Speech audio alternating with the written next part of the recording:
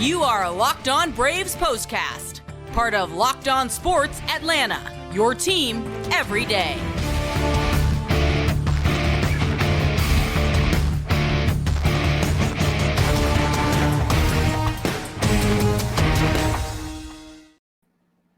And welcome into a super-sized edition of the Braves POSTCAST, part of Locked On Sports Atlanta. Grant McAuley, Jake Mastroianni with you after what was a crazy day of baseball for the Atlanta Braves. Not one, but two wins. One of them we're probably going to have to spend a long time talking about because the Braves just didn't want to stop scoring runs. But there was also some great pitching on this day. We saw it in Game 1. We also saw it in Game 2 as the Braves pitched yet another shutout and continue their domination of the Mets in this series. So a lot to talk about on this edition of the show. Before we get started, it's the usual reminders. Go ahead and subscribe to Locked On Sports Atlanta right here on YouTube. Click the bell to get notified when we drop a new episode. You'll know all about it. Leave us a like. Leave us a comment. We appreciate those. And subscribe to Locked On Braves wherever you get your podcast.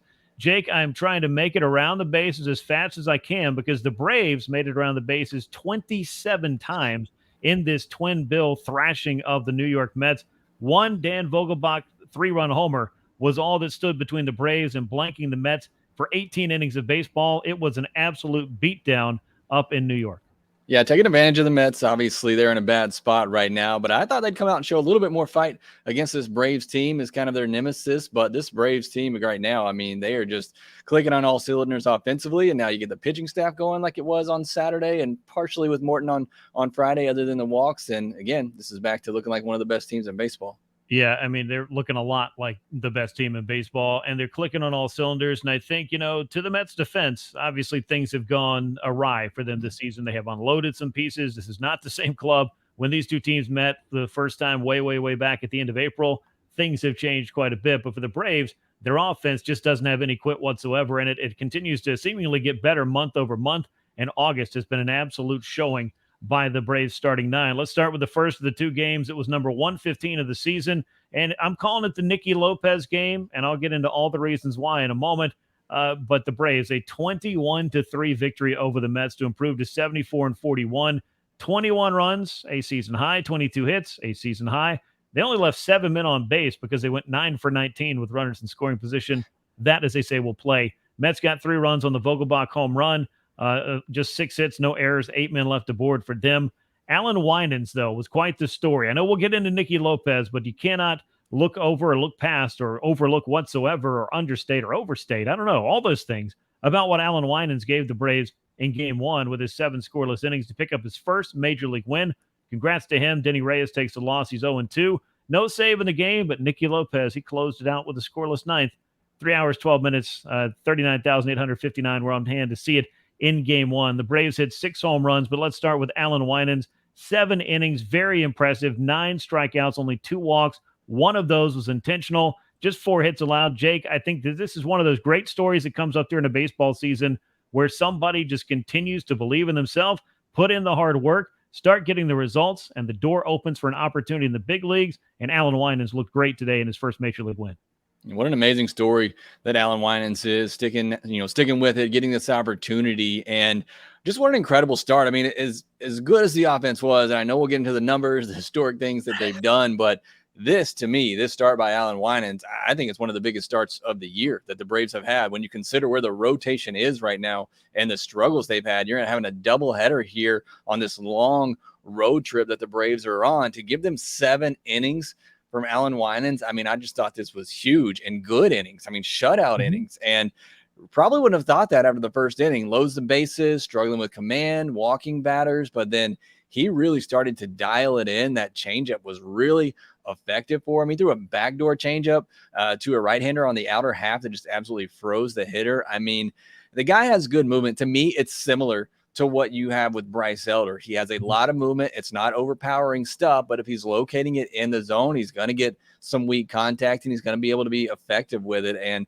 again, after that first inning, I thought he did a great job of that, of working on the edges, using the movement that he has on those pitches, that sinker, changeup, and slider that he has. And I just thought he was excellent. And he really started to seem to get more confident as the game went along as well. Yeah, he really did. And I didn't expect him to go back out for the 7th because he was already approaching 100 pitches, but all he did was go back out there and throw another scoreless inning. Again, finished with 9 strikeouts, easily a career high. It's only his 2nd Major League start. He looked good against Milwaukee. He looked great against the Mets. So props to him. He really delivered today. And I think that as we were talking about the Braves rotation so much and those struggles, and I know Charlie Morton was able to grind one out in that first game with 5 scoreless, but I don't know that you'd hang your hat on that being the exact performance that says, you know what, the rotation's turning things around. But Allan Winans spot start and the performance from Spencer Strider we'll get into in a few minutes makes you feel a little bit good when you stack them up with the Charlie Morton performance, as the Braves rotation may be starting to find its footing once again, which will be quite a notable accomplishment when you consider what the offense is doing right now. It just makes the Braves, as you pointed out earlier, one of, if not the best teams in all of Major League Baseball. And I don't know that there's too much to debate about the Braves' stake for that particular claim at this point. The offense, though, exploded in this. When I mentioned NIcky Lopez, it's kind of tongue-in-cheek. He got his first start in a Braves uniform. He made the most of it. 4 hits, including a home run. He scored 3 runs. He knocked in 5. Also had a double through a scoreless 9th inning. Jake, I guess the question is, what can't NIcky Lopez do?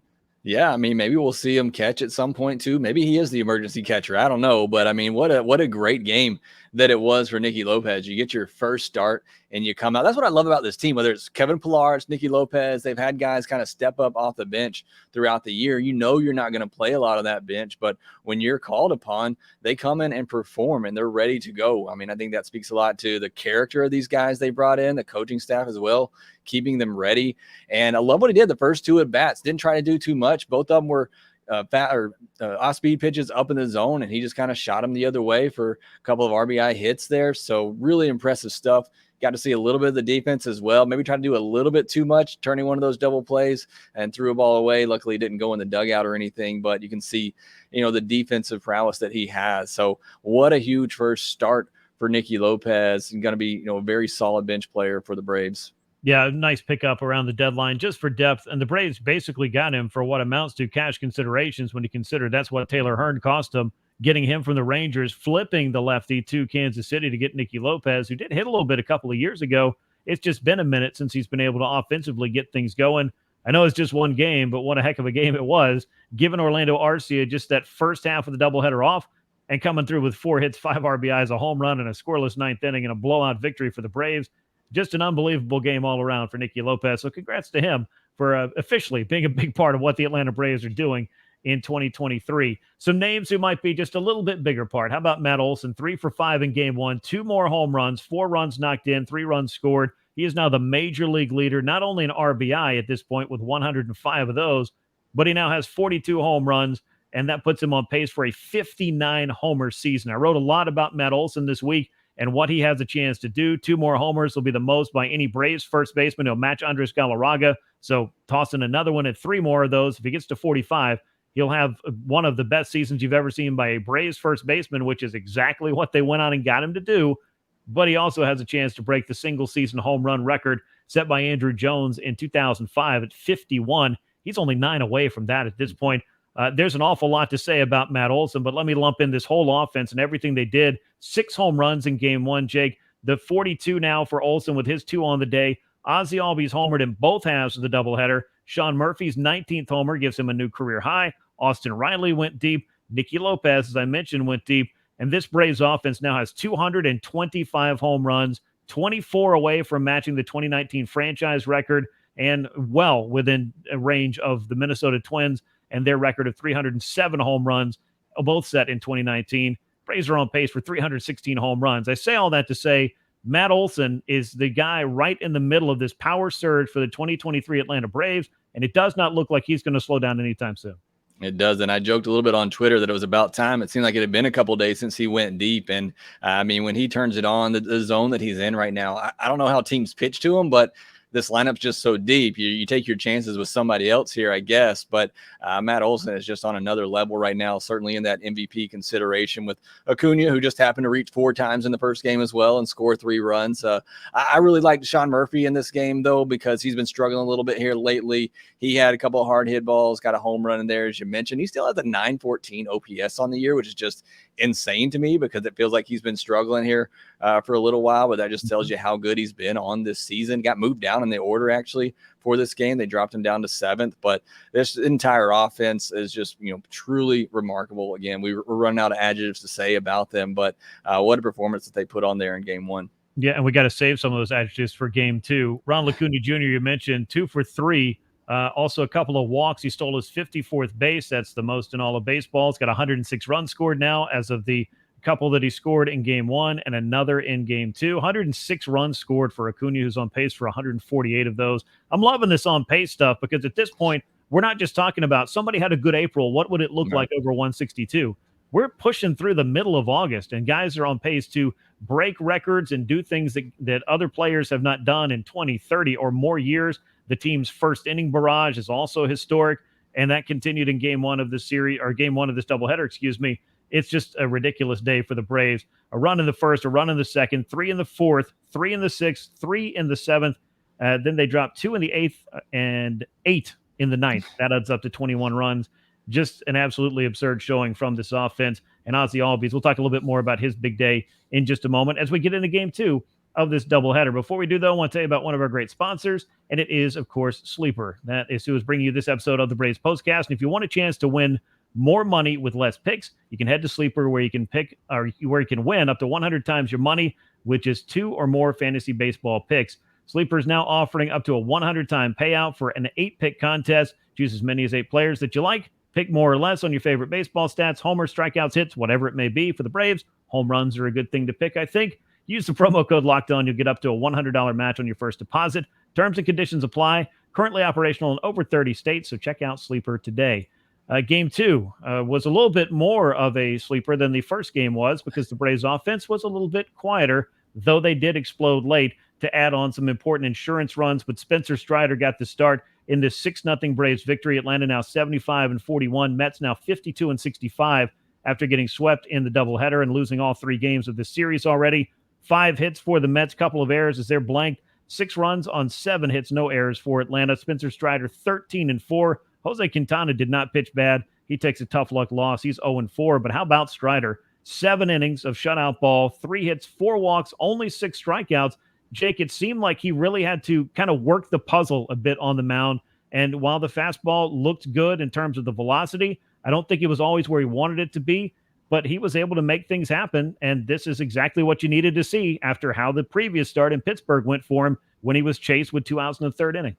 Well, I thought that's a really good outing from Spencer Strider. Obviously, 7 innings, no earned. But the fact that, as you mentioned, I think he was struggling with that fastball command at times. Strike zone was moving around a little bit as well, maybe cost him 1 here or there. But I really, he did still battle through this and able to get through 7 innings. And that was huge, because we talked about the 7th inning struggles that he's had here recently. So to get through that 7th inning, go out there, get another one, and get through it, even after letting the leadoff batter get on base. But, just an amazing performance by him. Thought the slider obviously was really good. 11 whiffs on 21 swings against this Mets team, which, look, they are a little bit down right now. They traded a lot of pieces, but this was still, Nimmo, Lindor was back in the lineup, McNeil, Alonso, Alvarez. I mean, there were still some really good bats in this lineup that he had to face who have seen him before and have had success off of him. So really encouraging start here. I still think there's more, and I think that's, is just a testament to Spencer Strider and where he is and how much I think of him. But certainly he needed this, to state the obvious. He needed this outing, and so glad that he was able to get it.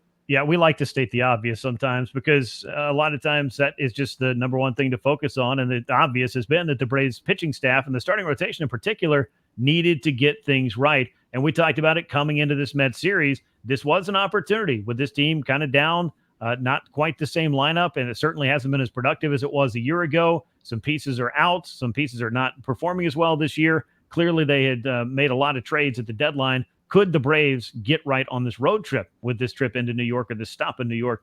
And they have certainly done that. Great bounce-back effort for Spencer Strider. Marcell Ozuna was big in this one with a 2-run double as part of a 3-run 8th inning for the Braves. Ozzie Albies had a mad dash from first to home on a really crazy ricochet play off the second baseman. I'm not sure that's an error in my book, but hey, it was an error, at least for right now. And he was able to come around and score when the ball got past Danny Mendick. And 2 for 3 game, a home run that came in the 9th inning, scored Ronald Acuna Jr., a couple of more runs scored. Ozzie was 5 for 9 with 2 homers and 8 runs knocked in and 4 more runs scored in this doubleheader. Ozzie Albies is now, with his 28 home runs, approaching 30, which would match his career high. He's on pace for 39 homers and 126 runs batted in. You might have seen this on Twitter or X or whatever we're calling it these days. He'd be the first second baseman in Major League Baseball to have 120 or more runs knocked in since Brett Boone did it in 2001. And I went back and looked.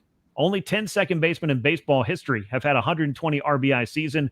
That's how special things are for Ozzie Albies in the second spot of the order, where he is now second in MLB in runs batted in with 90 on the year. Only Matt Olson has more. That's crazy. I mean, and somehow he is still just overlooked in baseball, and I'm as guilty of it as anyone, especially you look at this Braves team and you talk about the stars, Acuna, Olson, Riley, Sean Murphy, and then it just seems like Ozzie gets overlooked. And look, he has some hot and cold streaks in him. Sometimes he can get a little chase happy with his swing, but typically you look up and he's batting 270. He's, got an 800 plus OPS. He's approaching 30 home runs, when he gets a full healthy season in. So again, missed him a lot last year. You know what he can do with the bat and how great he is there. And even going into the 2 spot, he's done a great job there as well, even though, he is a run producer type of guy, not necessarily an on-base type of player, but with what's going on in front of him and Harris and Acuna, he's able to drive in runs there as well. So yeah, still one of the most underrated players in baseball, in my opinion. Yeah, it's crazy that you can stay that way and have some of the season's extra base hits and runs batted in and stolen bases. Just the all-around game of Ozzie Albies. It is impressive. And it was very impressive on Saturday up in New York. Ronald Acuna Jr. was 0 for 4, did score a run ahead of the Ozzie Albies home run. But going back to the pitching, one other thing that I thought was interesting, because obviously we know how bad the struggles have been. First time the Braves have had 7 scoreless innings by a starting pitcher since Charlie Morton did so in the first game of the second half on July 14th against the White Sox, when it seemed like everything was just going to continue on in the second half, just as it had to close the first half. That was not the case for the rotation. The Braves, though, have been able to, at the very least, tread water, and this offense has been a big reason why. But wouldn't you know, they get back-to-back scoreless 7-inning outings from their starters, with Winans and Strider both providing those. Braves very much needed those outings, and hopefully this is a sign of things to be turning around for this Braves club and for this Braves starting staff, I should say. More specifically, the Braves themselves seem to be doing pretty well at 34 games over 500. And with one of their biggest offensive days in recent memory, certainly the biggest one this season.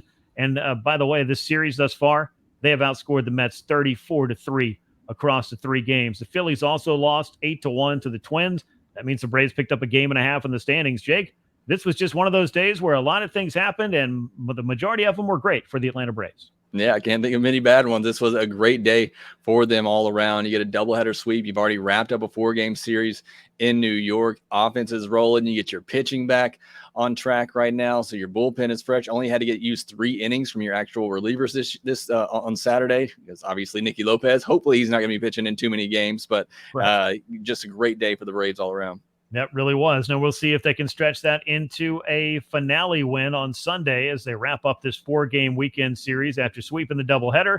They got a chance for a 4-game sweep. It's going to be Yonny Chirinos on the mound for the Braves against the New York Mets, and Kodai Senga, who will be pitching for New York. He's 8-6 on the year. Chirinos 5-4.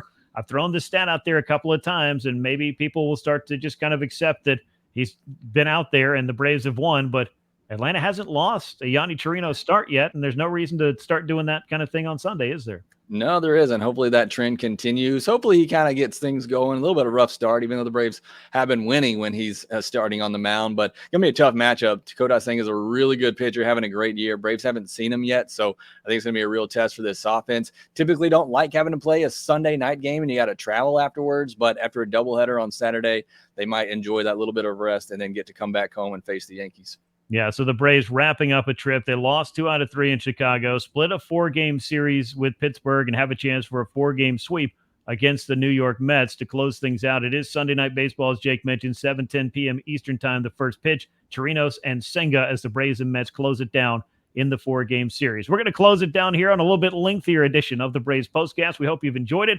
It was quite a day for the Atlanta Braves with a couple of big wins as they are in position for a sweep of this 4-game set. Make sure you subscribe to Locked On Sports Atlanta. Hit the bell to get notified every time we drop a new episode. Leave us a comment, a like, share it with a friend. We appreciate that. It helps the show grow. And make sure you subscribe to Locked On Braves wherever you get your podcast. Once again, the Braves with a 6-0 victory over the Mets in Game 2. That followed up their 21-3 shellacking in Game 1 as they sweep this twin bill. They'll go for the 4-game sweep on Sunday. For Jake Mastroianni, I'm Grant McAuley. We will catch you again after the finale of this series. And until then, so long, everyone.